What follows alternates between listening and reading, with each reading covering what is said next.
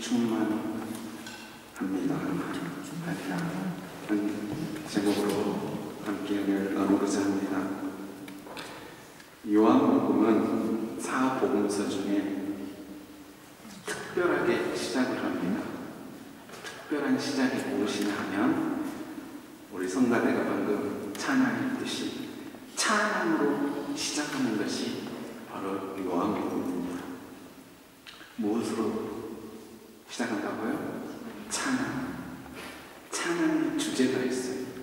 나 주와 함께 죽는다.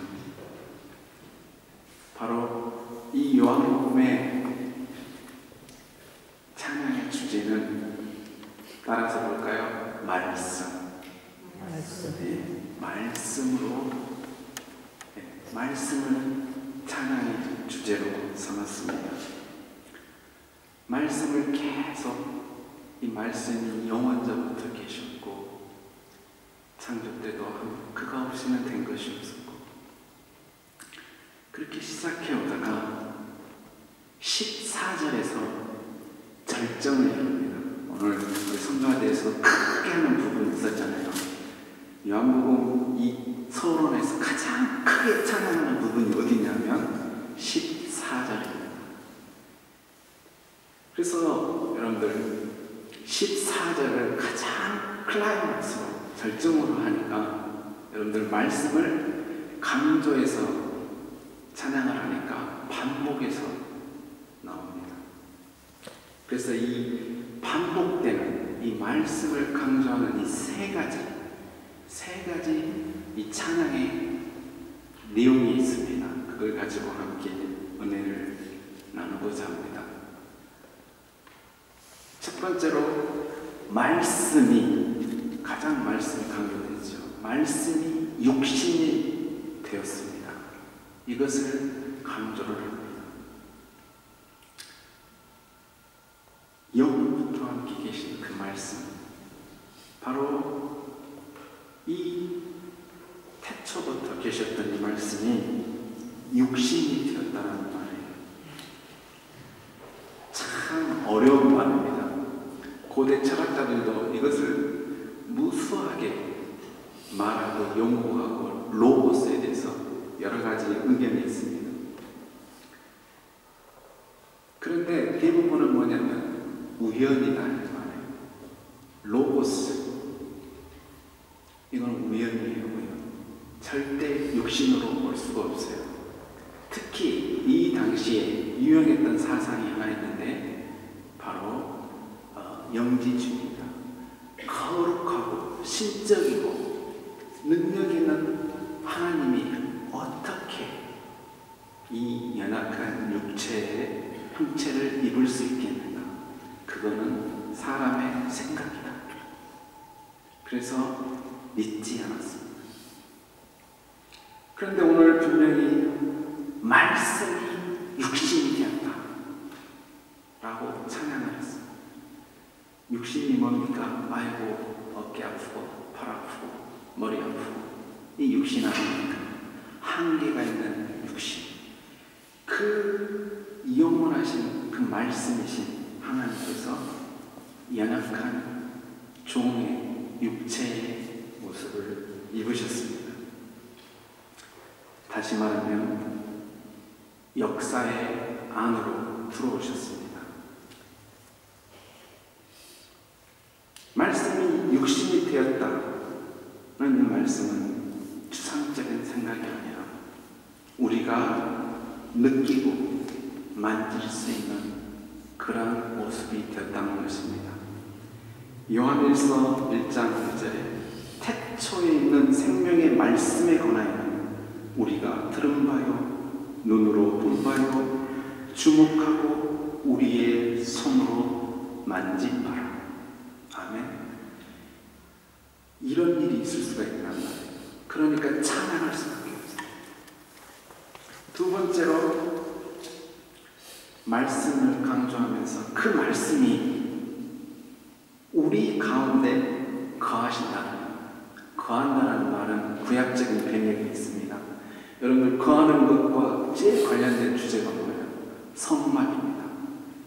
성경 공부하셨으면 다 잘 알 텐데 하나님께서 함께 살 거처, 다시 말하면 우리를 위한 거처가 아니라 하나님 자신을 위한 거처를 만드셨어요. 육신을 입으셨고 살 집을 찾으셨어요. 그런데 여러분들 누구하고 사신다고요? 저와 여러분과 사시려고 집을 마련하신다. 이게 놀라운 일이고 찬양할 일이라는 것입니다. 여러분들 저희 교회는 부자이신 분들이 많아요. 보니까 집을 갖고 계시더라고요. 집 갖고 계신 분 중에 여러분들 대충 가가지고 아무 동네나 가서 집 고르신 분 계십니까? 절대 그러지 않습니다. 고르고 가격 보고 위치 보고 어떤 분은 팔 것까지 생각하더라고요. 내가 이사 가서 이 집을 팔면 이것보다 덜 많은 이윤을 남겨야 되는데 그것까지 고려하고 사야 되는데 그 집 옆에 누가 사는 것도 봐야 돼요. 어떤 이상한 사람들이 살면 집값 떨어진다. 그리고 좋은 곳에 공기 좋고 햇볕으로 얼마나 따집니까? 하나님은 얼마나 따지셨을까요? 하나님께서 육신을 입고 고르고 고르셨어요. 근데 그 집을 만드셨는데 우리 안에, 내 안에 이 찬양받을 일 아닙니까? 그 창조주 영원하신 하나님께서 인재의 장소를 찾으셨어요. 출애굽기 25장 8절에 내가 그들 중에 거할 성소를 그들을 시켜 나를 위하여 짓게 했어요. 내가 거할 장소, 하나님께서 거하실 처소를 마련하셨는데 우리 안에, 우리 도르팀도 중앙교회 안에, 여러분 안에 집을 마련하셨단 말이에요. 얼마나 하나님께서 좋아하시겠어요. 명당짜리라 이렇게 생각하시면 그 우리 마음을 한번 봐보세요. 얼마나 변덕이 죽을 듯하고 고집도 세고 하나님께서 그렇게 살고 싶다, 거하고 싶다라는 건 가까이 하고 싶다라는 거. 저와 가까이 살고 싶다. 여러분들 제 자녀가 프랑크푸르트만 가도 참 마음이 허전합니다. 근데 가까이 살면 얼마나 좋은 줄 알아요. 저희 어머님이 저는 고등학교 1학년 1학기 때 집을 떠나서 살았습니다. 지금까지. 그래서 제가 유학을 나간다고 그러니까 또 떨어져야 이렇게 말씀하셨어요. 얼마나 힘들어하시는지. 하나님께서 가까이 하시려고 거처를 마련하시는데 우리는 그게 싫다고 자꾸 집을 나가버려요. 그런데도 하나님께서는 우리 마음을 거쳐 삼으시고자 하십니다.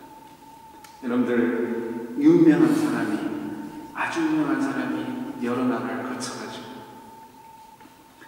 나랑 같이 친하게 보고 싶다고 집을 얻어 같이 살자고 하면 얼마나 좋겠습니까? 물론 저 같은 사람 말고 정말 유명한 사람, 돈 많은 사람, 유명한 사람, 여러분들이 정말 사모하는 사람이 그렇게 찾아온다면 여러분들 얼마나 감동적이겠어요.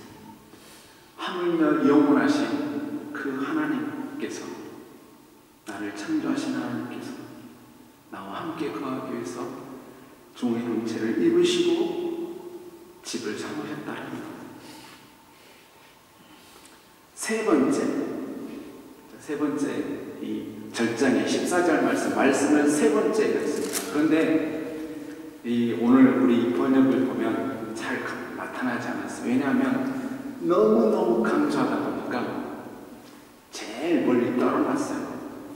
주어가 말씀이면 그 수로가 되는 것을 제일 끝에 놨어요. 이게 이 강조 용법입니다. 제가 가끔 공부를 했는데 그게 무슨 말이냐면 은혜와 충만이라는 단어입니다. 충만이라는 단어. 바로 하나님의 말씀이 충만하다는 것을 찬양했습니다.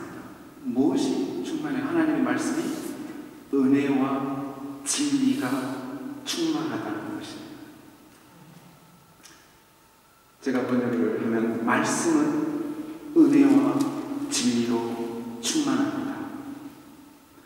여러분들은 신앙생활을 하셨으면 이 말씀이 누구인지, 무엇인지, 무슨 의미인지 우리 주 예수 그리스도를 의미합니다. 예수 그리스도 그분에게는 뭐가 있어요? 풍성함이 있어요. 뭐가 풍성합니까? 은혜와 진리가 풍성합니다. 무한하십니다. 여러분들이 상상할 수가 없어요. 은혜와 진리는 뗄래야 뗄 수가 없습니다. 16절에 우리가 다 그의 충만한 데서 받으신 그가 뭐예요? 바로 예수 그리스도. 은혜 위에 은혜다.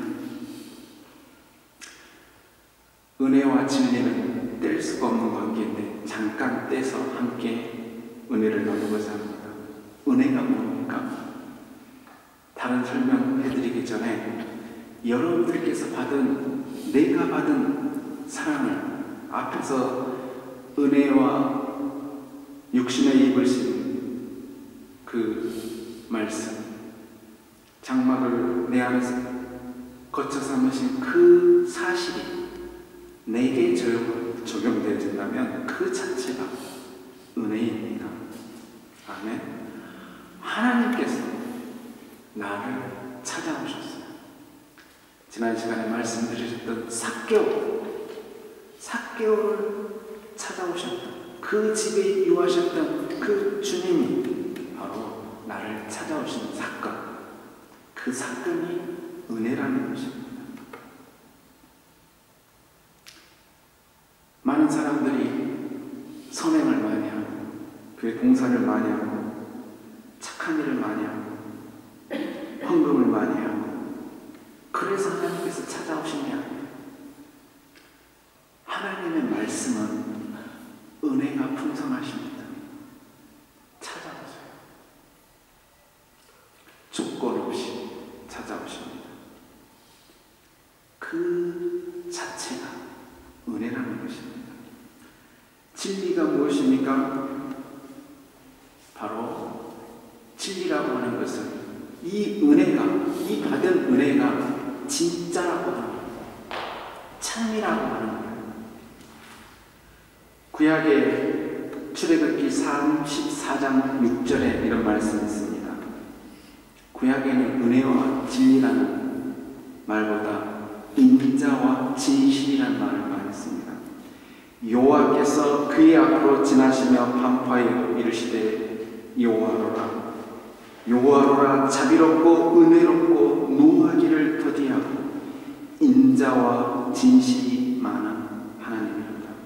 인자가 뭡니까? 그 일을 여기는 사랑하는 마음, 은혜 안에 있습니까? 그 은혜가 참이라고 보증하는 것입니다. 얼마나 가짜가 많아요. 여러분들 누가 은혜를 내린다고 하는데 그 은혜가 얼마 못 갑니다. 그 사람이 내게 조금 잘못하면 베푼던 은혜가 내가 언제 은혜를 베풀었는지 갑자기 돌아서는 게 사람의 은혜입니다. 보증이 안 돼요. 언제 바뀔지 모릅니다. 그런데 하나님의 은혜는 진리라는 거예요. 참이라고 하는 거예요. 절대 변하지 않습니다. 사람은 변해도 하나님의 사랑은 변하지 않습니다. 힘들다고 화나게 한다고 내게 잘못한다고 그렇지 않습니다. 왜냐하면 하나님 말씀은 영원부터 풍성하십니다. 그것이 진리입니다. 은혜와 진리가 가장 최고로 절정으로 잘 나타나는 것이 어디입니까? 바로 십자가의 사건입니다. 주님께서 나의 죄를 위해서 십자가에 죽으신 사건은 은혜의 사건이요 참으로 우리를 사랑하시는 사건임을 보증하는 사건입니다. 이 하나님의 보증은 어떤 보증이냐면 생명을 다하는 하나님의 목숨을 걸고 하는 보증입니다. 그러니까 절대 바뀔 일이 없어요. 저희 아버님은 보증을 너무 많이 쓰셨습니다. 그런데 그 많은 보증 중에 책임지를 못하셨어요. 그래서 저희 집이 망했습니다. 사람의 보증은 한계가 있어요. 아무리 내가 저 사람 보증을 쓰고 싶어도 내가 힘들어지고 내가 손해나면 보증이 안 됩니다. 내 생명이 위험이 되면 모른 척 하는 게 하나님의 보증입니다. 하나님의 보증은 절대 변함이 없습니다. 그래서 은혜와 진리는 뗄래야 뗄 수 없습니다. 어디에서요? 하나님의 말씀은 풍성해요. 은혜와 진리. 우리가 이 충만하신 예수 그리스도를 바라보지 않는다면 우리는 방황할 수 없습니다. 진리라고 하는 것은 참입니다. 이 은혜가 진짜라고 하는 것을 보여주는 것입니다. 요한복음 4장에 보면 사마리아 여인에게 예수님께서 대화를 하십니다. 방황하는 그녀에게 진리의 은혜가 뭐고 하나님의 은혜의 말씀이 뭐였고 네가 어떻게 살아야 될 것인가를 진리를 말씀을 합니다. 이런 말씀이 있어요. 내가 주는 물을 먹는 자는 영원히 목마르지 아니하리라. 풍성하신, 바로 긍휼이 풍성하신, 은혜가 풍성하신 하나님의 이 보증되는 말씀을 주님께서 이 여인에게 주셨습니다. 너가 지금 기르는 그 물은 목마르게 되어 있어요. 보증이 안 돼요. 다시 목마르게 돼요. 그러나 내가 주는 물은 영원히 목마르지 않다. 그래서 하나님의 말씀은 풍성합니다. 은혜와 진리가 풍성합니다. 집을 나간 이 둘째 아들, 아버지의 재산을 다 반이나 줬어요. 그리고 돌아왔는데 잔치를 열고 기뻐하고 또 주고 싶어하는 그 무한하신 긍휼의 풍성하신 하나님의 은혜와 진리, 이 사건을 우리가 잘 압니다. 만약 우리가 이 말씀을 바라보지 않는다면 우리는 그 다른 것을 대체할 것을 찾게 됩니다. 왜냐하면 하나님은 풍성하고 영혼까지 책임졌는데 내가 책임지려고 하니까 항상 불안해요. 그러니까 돈을 모아도 또 벌어야 될 것 같고 만족함이 없습니다. 배워도 만족함이 없습니다. 그래서 지극히 현실주의자가 되어버립니다. 그래서 조금만 부족해도 뭐가 안 돌아가도 불평합니다. 여러분들, 그 삭개오를 찾아가신 그 풍성하신 하나님의 은혜와 사랑을 한번 묵상해 보십시오. 그리고 나에게 임한 하나님의 그 무한하신 은혜와 사랑을 한번 묵상해 보십시오. 그러면 여러분께서 답이 나옵니다. 길을 알게 됩니다. 내가 어떻게 처신을 해야 될 것인지.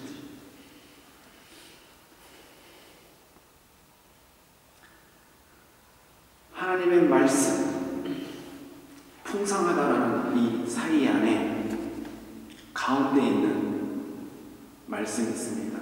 이거는 말씀과 상관이 없어요. 제가 세 가지 다 말씀드렸습니다. 주어가 바뀝니다.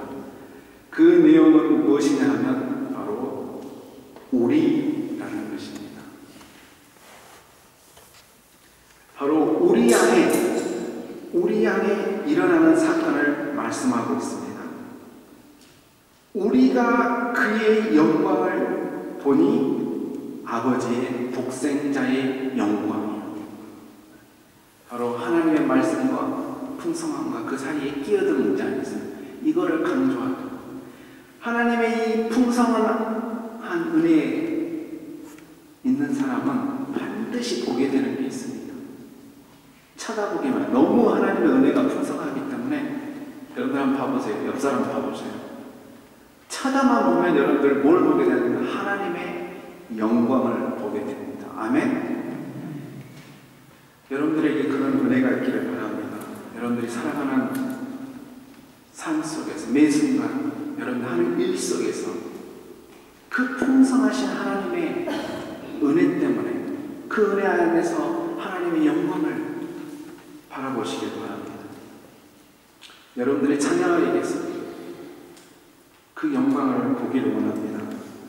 하나님의 영광을 본다라고 하는 것은 무엇이냐면 그 하나님의 영광을 사모한다는 말과 같습니다. 왜냐하면 너무너무 좋기 때문에. 너무너무 좋기 때문에. 우리는 매 순간 이 하나님의 영광을 보면서 살아가는 믿음의 사람입니다. 형제의 모습 속에서 하나님의 영광을 보시기를 바랍니다. 우리는 하나님을 보지 못했어요. 그러나 어떻게 하나님의 만진 바 되겠습니까? 어떻게 느낄 수가 있겠어요? 우리가 사랑할 때입니다. 주인을 찾으시고 끝까지 찾고 찾아서 사랑하시는 그 주님의 마음을 우리는 가져야 합니다. 아멘. 이 감싸고 있는 은혜가 없는 사람은 결핍증에 걸린 사람. 이거를 쳐다보는데 바라만 봐도 너무너무 하나님 은혜가 풍성하기 때문에 바로 이 빛처럼 느낄 수가 있는데 그걸 하지 않는다는 거예요. 여러분들 얼마나 이상합니까? 빛이 어두움에 임하는데 어둠이 빛을 싫대요. 있을 수 있어요? 빛이 어둠을 몰아내야 되는데 어둠이 빛이 싫다. 그게 우리 인간의 마음입니다. 교만한 마음. 하나님의 이 영광을 보는 우리에게 이 놀라운 특권을 주셨습니다. 하나님의 자녀가 되는 이 특권. 우리가 이 영광을 바라보면서 믿음의 길을 걸어가자 한다면 히브리서 3장 6절에 이러한 보증을 하고 있습니다. 그리스도는 말씀은 그의 집 맡은 아들로 충성하였으니 우리가 소망의 담대함과 자랑을 끝까지 견고히 잡으면 그의 집이라. 여러분들 무슨 말입니까? 구약에는 여기가 성막이 여기가 세워졌어요. 거기에 계속 하나님의 머물지 않았습니다. 성막이 있으면 하나님의 영광이 볼 수 있었어요. 구름이 하나님의 영광이 보였기 때문에. 그런데 또 짐 싸고 가야 됩니다. 저는 제가 생각했을 때 하나님께서 이스라엘 백성을 따라다니는 것 같아요. 왜냐하면 계속 빛을 멀리하고 떠나가니까 하나님께서 빛으로 계속 따라가시는 것 같아요. 하나님께서 우리에게 계속해서 제시를 했습니다. 뭐예요? 끝까지 견고히 잡으라는 것입니다. 그래서 그때마다 그곳이 바로 뭐가 되는 거예요? 하나님의 거하시는 처소가 되는 것입니다. 그곳에서 하나님의 영광을 볼 수 있는 바로 그 자리가 된다고 하는 것입니다. 우리가 시작할 때 확실한 것을 끝까지 견고히 잡으면 그리스도와 함께 참여한 자가 되리라. 무슨 말입니까? 여러분들 갈수록 지금 나아지는 이것이 아니라 이미 무한한 하나님의 풍성함이 이미 우리에게 다 주어졌어요. 안팡한 우리 교회가 시작된 그 시점부터 풍성한 하나님의 이 은혜가 임하셨습니다. 다예요, 다. 부족한 게 없습니다. 아멘? 우리 교회 부족한 게 없습니다. 하나님, 사람의 눈에 봤을 때, 여러분들, 어떤 분들은 교회의 프로그램이 잘 되고, 교회가 크고, 그쪽으로 교회가 더 커집니다. 가난한 교회는, 기척교회는 가지 않습니다. 여러분들 딱 보면 진짜들만 계신 것 같아요. 어떤 분들은 큰 교회 막 쫓아다니는데, 여러분들 계속해서 이 오랜 동안 계시는 이유가 뭡니까? 끝까지 경고하기